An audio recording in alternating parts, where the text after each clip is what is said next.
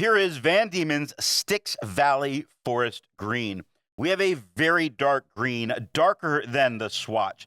I don't see the connection of green to progressive rock, but maybe it was the band's favorite color. So rock on. There is tone variation as paper changes, but it is always a dark green. Being so dark, there is no shading, but the power cord that is this dark green doesn't need shading. On non-fountain pen friendly paper, it can show some aggression, getting deep into the page. Now, how can I not love an ink dedicated to such a great band? Obviously, for a concert in Valley Forest, though I can't find a reference to that concert ever occurring. Regardless, this is a great tone of green ink, and I think I would enjoy the hell out of a bottle of it. The pen for today is a Hero 7045. And now that we know my opinion on this ink, let's see how I got there by looking at the first writing sample done on Clairfontaine. Here we can see that tone really being shown off on this bright white paper, being very, very dark as a green that does not feather, does not spread, and does not shade, just looks really nice on the page. Looking at the back of the page, we get no bleeding and no ghosting. Van Dieman's makes more than just this one ink. So let's take a look at a few other inks from Van Dieman's. Here is Van Dieman's Apricot. Here is Van Dieman's Pepperberry. Here is Van Dieman's Midnight Sky. Here is Van Dieman's Sweetheart Cherry. The second writing sample is done in a Portage Reporter notebook.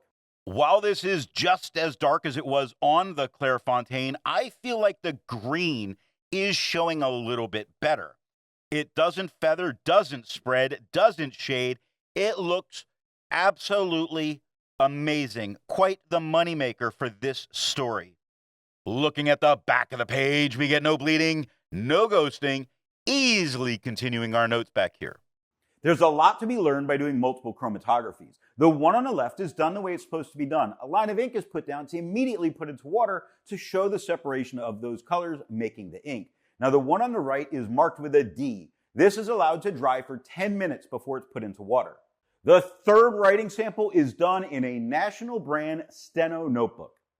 Here we can see that the tone is a little bit lighter than it was on the Clairfontaine. Also, much more showing off that green tone.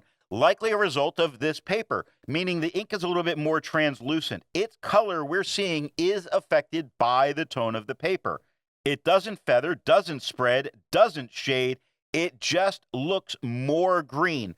I kind of prefer the way it looked on the white papers over this paper, but this still does look really nice. Looking at the back of the page, you see that it does get very deep into the paper. A lot. Perhaps enough to stop you from writing on the back.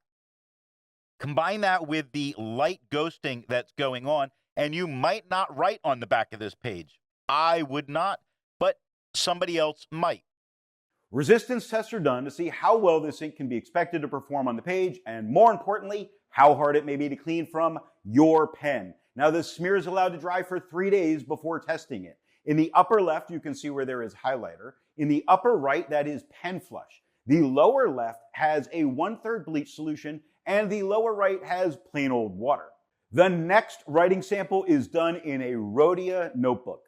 Here we can see we get the same tone as the Clairfontaine. It does not feather, does not spread, does not shade, does stand out against this quad rule with no problems whatsoever. The quad rule completely melting into the background.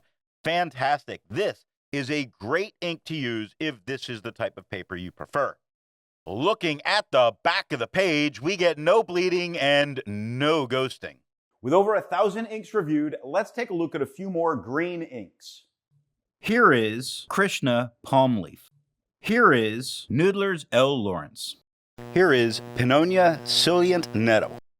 Here is Sailor Studio 970. All of the inks that you just saw have a review here on the channel. Now, the next writing sample is done in a composition lab notebook. Here we can see that the tone is a whole lot lighter than it was on the Clairfontaine, perhaps the most green we've seen this without it being so dark. This is still a very nice green. This is not anywhere near the tone that I really enjoyed the heck out of from this ink. Now, it does not feather. It does not spread. It does shade because it lightened up so much. Take a look at 4 positions. The F is much darker than the bottom of the F into the or at the end.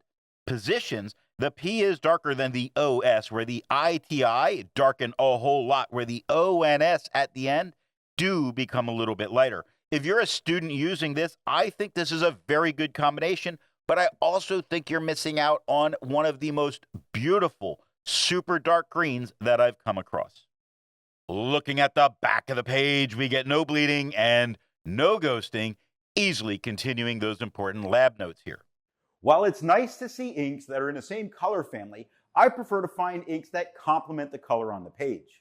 Here is Robert Oster Tangerine. Here is Pilot Morisaki Shikabu, or Japanese Beauty Berry. Here is Birmingham Pen Company Edgar T. Steel Works Coal Black. Here is Elixir Flame of the Forest. The best way you can support this or any channel that you like watching is to alert the retailer of where you saw the product at time of purchase. Now, the last writing sample is done on 20-pound copy paper. Here we can see that the tone is noticeably lighter than it was on the Clairfontaine. Also noticeably much more green than it was on the Clairfontaine. Now, it does not feather. It does have a tiny bit of spread, less spread than we're accustomed to dealing with 20-pound copy paper. It does not really shade. It does continue to look really good. This is a good ink to use if this is your regular paper to write on. Looking at the back of the page, you see how perfect this ink really is for 20-pound copy paper, as it has no bleeding, no ghosting, and you can easily continue writing back here, which is not a common thing when it comes to copy paper. So what nib and pen do I think are going to give the best writing experience with this ink? The Hero 7045 has a very wet, fine nib and gives the sweet, sweet dark green with no shading. Off camera, I tried this in a dry stub, and it did slightly lighten the tone, showing off the green quite a bit, but it didn't shade a ton, though a little bit. So it was a little effect of it. So I go for a medium to dry, fine or medium pen, just to be able to say, I do believe it's true. This deserves more time and more pens. Though while I would say often would go with that medium to dry, boy, did it look good from a wet pen.